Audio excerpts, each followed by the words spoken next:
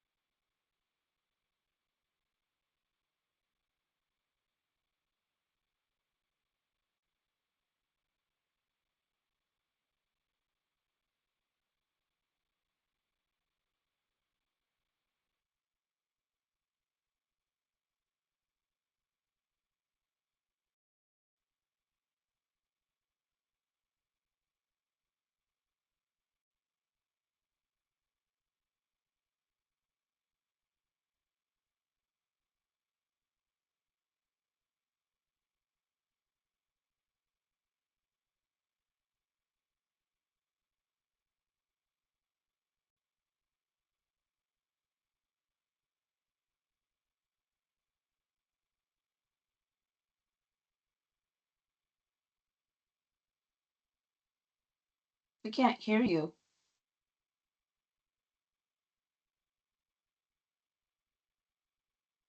I think someone accidentally muted the mic to the presentation there.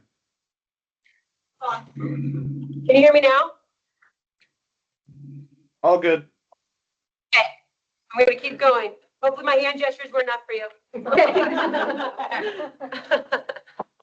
All right. And rule 3, diversify, diversify, diversify. And that is a 2-step process. Diversification means how much is in the stock market and how much are in bonds and CDs. Those are the 2 big steps of diversification. So if you tell me I'm okay with risk, I've got 30 years until I'm ready to retire, I want to be heavier in stocks than I probably do in bonds. Why? Stocks do tend to grow a lot faster than bonds and CDs, but you're also going to see the swings in the market. So making sure you have a good diversification and balance with your risk tolerance and your goals are going to be key for building a good portfolio or savings for whatever it is in the future. The other side of diversification is if you are in the stock market, not being all in tech, not being all in utilities, not being all in one sector of the market, because as we've seen and history has proven, tech is doing great right now. Everybody, I mean, I'm assuming that most of you know that, but it's not always going to do great. If I'm only in one area of the market and that area takes a dive, guess what? My portfolio goes with it. So diversification is key, making sure I'm covering all different sectors of the market. So when one area is maybe not doing as great, another area is doing good, it helps keep my my portfolio, my plans on the right trajectory for my goals in the future.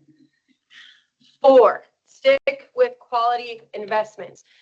We've all heard the get rich quick schemes. We've all heard, oh, you need to invest in this, or my friend made, oh, so much money. If you invest in this, you'll be a millionaire by next month. I wish it were true, and honestly, for the one-offs, good for them. But at the end of the day, having good quality investments is really what's going to get you where you need to be. What does that mean? Well, when it comes to the stock market, making sure that they are a time-tested, either stock or fund, right? How are they doing on their capital gains? What are they getting for their dividends? Sorry, I almost said diversification. How are their dividend payments doing? Are they going up? These are really important things that we need to realize, and hopefully you're being active about when it comes to your investments.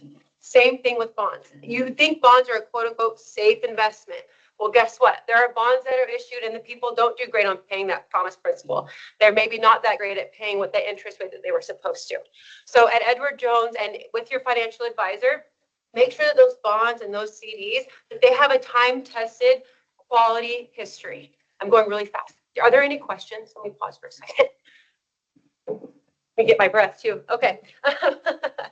So again, so stick with quality. Don't chase the fad. Understand that if you're in market, you have quality investments, your portfolio can and will do what you want it to do.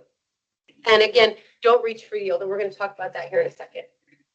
Investing for the long term. So there's actually been a ton of studies done when it comes to investing about the people that try to time the market, meaning I'm going to buy this low, I'm going to sell this high. There's been a ton of research done versus if you act like that, or I buy good quality investments that are within my comfort range with risk, and I'm diversified. I buy these investments, I stay in the market for the long term, 20 years, 15 years, 10 years, 5 years, whatever it may be. 99% of the time, portfolios perform better when you are in the market, good investments, and you don't freak out. You don't chase the market. It's super tempting. Like I said, I have a lot of people come in right now, hey, I want a piece of this or this because it's been doing great. It's up 26% right now. And I'm pretty sure we all probably know what those are. But here's the problem. You buy them high because, yeah, you want to chase the fad. I get it. You want to chase the fad. But the problem is you buy it up here. Now all of a sudden, maybe it's overvalued. Now it gets kind of down where it needs to be. We lost that money, right? So making sure that we understand good quality investments, long time in the market, and making sure we're diversified so that we don't need to chase ourselves. We don't need to chase our tail, right? I hate it. I did not want to open my statement in 2022. I'll be honest with you. I'm assuming most of you didn't either. It was terrible. But you have to understand that as long as you are sticking with your goals and you are sticking with what you have outlined for yourself and what we need to make sure we maintain, right? I need to know that I'm going to get 10% average over 20 years. So 1 year my portfolio might be up 20%. Heck yeah, next year it's up 15. All right, now it's down. Well, guess what? Because we have good investments, we're relying on our time in the market, the average is still going to give us that projection that we need, that growth that we need to get us where we need to be. Oh, and also remember, buy and hold doesn't mean buy and forget. So we can get you in the great investments. We can do all the things right. CEOs change, economy changes, politics change, right? All those things can make a difference in our investments. And you know what? If we need to sit down and say, this was a good investment, it did well for us for 5 years, but this is what's going on now. It's not looking so great. Let's find something else, maybe in that same sector, that same area of investing that's been doing a little bit better. Okay? So that's the other thing too. You're not stuck with it. You can always rearrange if you need to.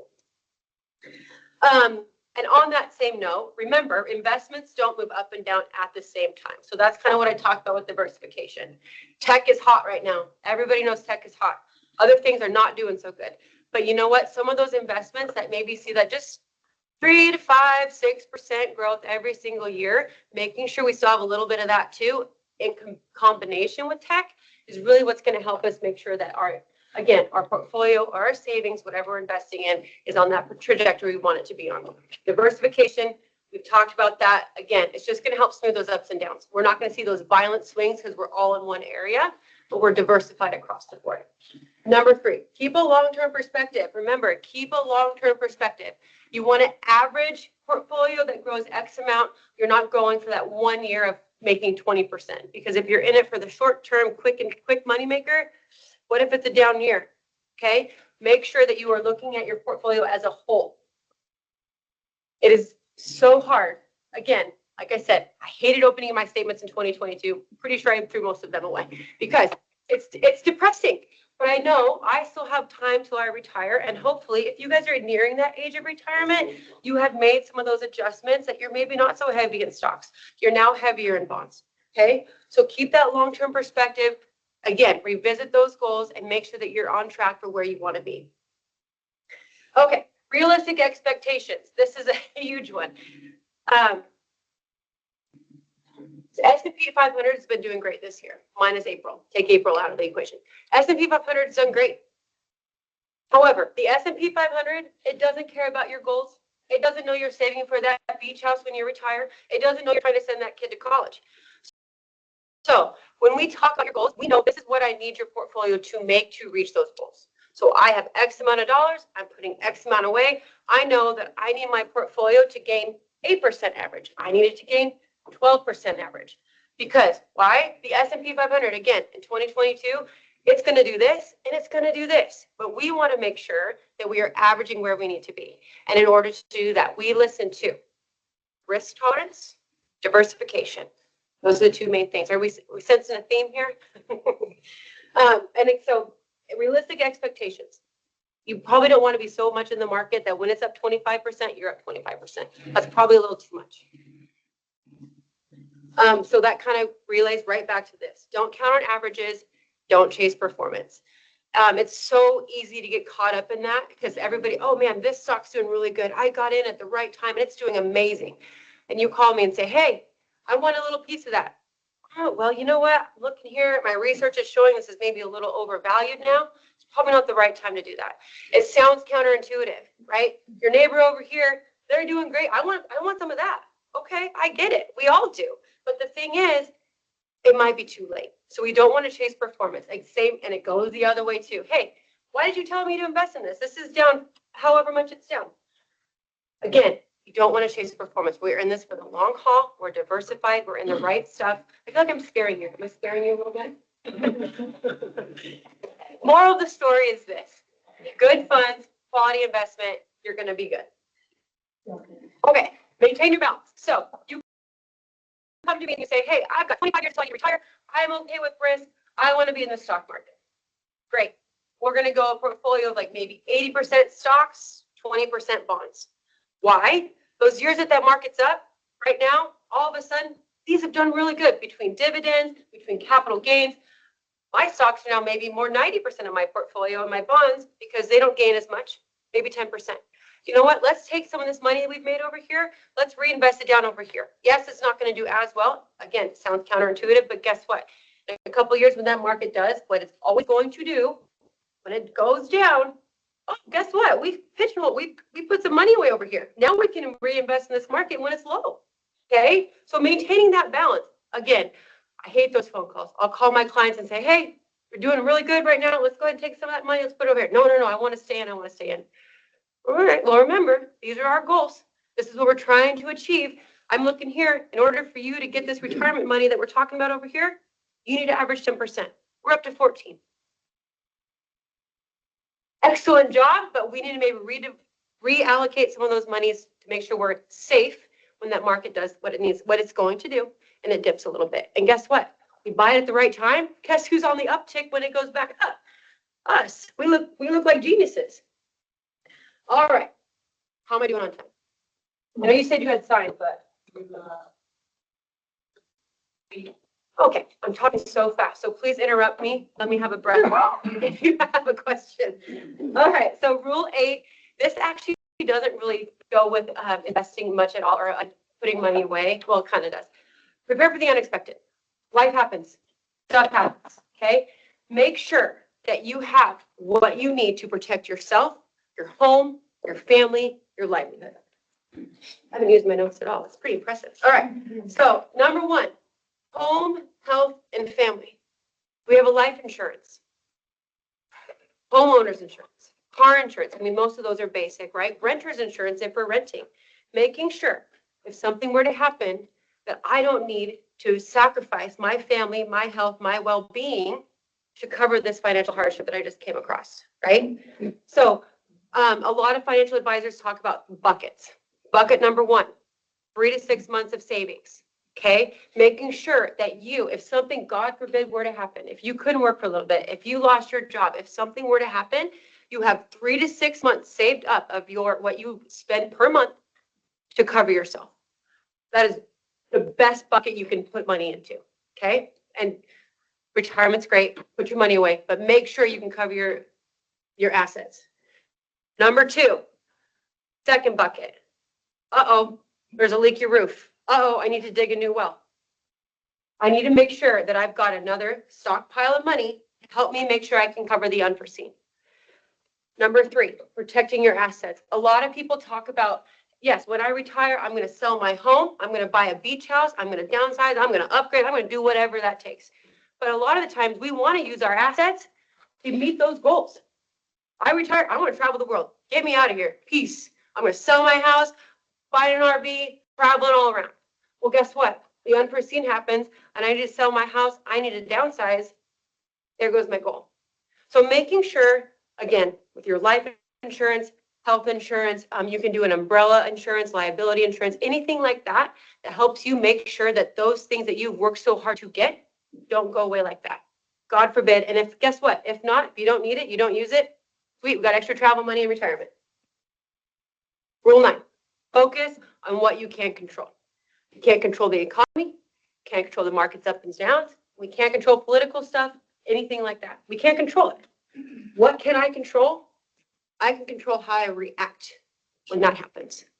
So when that market does go down, again, rip up that statement like I did. Actually, I don't know if I can say that. When that market goes down, don't panic. That's why you have someone in your corner. Bust out those goals that you had. Okay, wait, what do I actually need to return to meet this goal? What do I actually need to be making right now? 10%, 12%, 8%. Thanks. I thought you had a question. Okay, sorry. So what do I need to be making right now? So yeah, market's down, but guess what? Over time, I've been invested for 8 years, 9 years, 12 years. I'm up 12%. So I'm okay. I'm not going to panic. I'm going to stay where I'm at.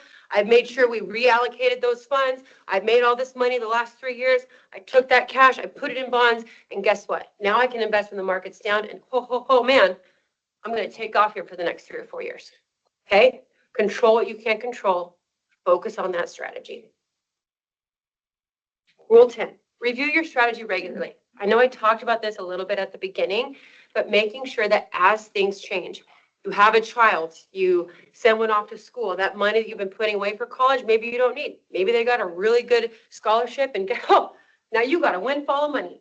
So, okay, so that beach house that I wanted, that mountain home with some property, traveling once a month, traveling once a year, whatever that looked like for you, maybe instead of, hopping in the car and driving to the coast for my monthly vacation or my annual vacation, I hop on a plane and go to Hawaii.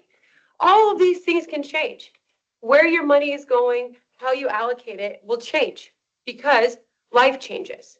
Okay? You might get a windfall money. You might get a raise. Thank you, Good Shepherd. This is great. Okay? And as that happens, how much do I still need to live on? Can I put more away? So the main part of reviewing that strategy is adapting. And I'm close to retirement. I have more than I thought. This is great. You can start dreaming again. And there's nothing better, I'm sorry, than when a client comes in and says, I have that much money. I can afford that trip. Yes, you can. Yes, you can. Okay. I talked super fast. I feel like it was just like word vomit at you, but let's recap just for a second. Develop your strategy. I just touched on that. Make sure you have a good strategy and change it as you need to. understanding risk. There's always risk. There's risk involved. What are you comfortable with? How much should you take and how much can you take? Number 3, diversify. Making sure that you understand when you look at that statement that you get, I'm sorry, if I had $1 for every person that came in and had no idea. I have that much in stocks. I have that much in bonds. I didn't know that. You should be able to. I haven't seen your retirement plan, but you should be able to go on there and readjust. Hey, I'm okay with risk. I got 20 years till I retire. I don't want to be so much in bonds. I want to be a little bit more in stocks. Making sure you diversify where you're comfortable and understanding your timeline. Quality, quality, quality, quality. If it sounds too good to be true, probably is. Number 5, invest for the long term. Don't panic. Markets go up and down. Okay? I hate to say this. Had a client come in. He panicked in 2022, put everything in CDs. He wasn't my client at the time. Full disclosure. But he comes to me and he's like, I wanted this in retirement. Whoa. Well, I hate to break it to you, but you missed what it's been doing the last 3 years. Okay? So don't panic. Invest for the long term. Understand. Have a good conversation with your advisor or whoever it is. And if you don't have an advisor, call and ask for advice. Hey, I'm panicking right now. Okay, well, hey, readjust. Maybe we don't need to be 80% stocks. Let's go closer to 50-50, right? We're getting close to retirement. Let's adjust how much risk we're taking, but making sure you're investing for the long term and adjust as you get closer to needing those funds. Realistic expectations. We're not trying to beat the S&P. We're trying to get you where you need to be. Number 7, maintaining your balance. As markets do good, let's move some of that capital over. As markets maybe don't do good, let's reinvest and catch that upswing. Prepare for the unexpected. That's just a great life lesson right there. Make sure you are saving some money to protect yourself if something were to happen. Focus on what you can control. Again, can't control a lot of things. I can control how I react to the market. Okay? Last one, review your strategy regularly. Make sure it's still working for you. Make sure it's still what you want in 5, 10, 15, 20 years, and adjust accordingly. Questions?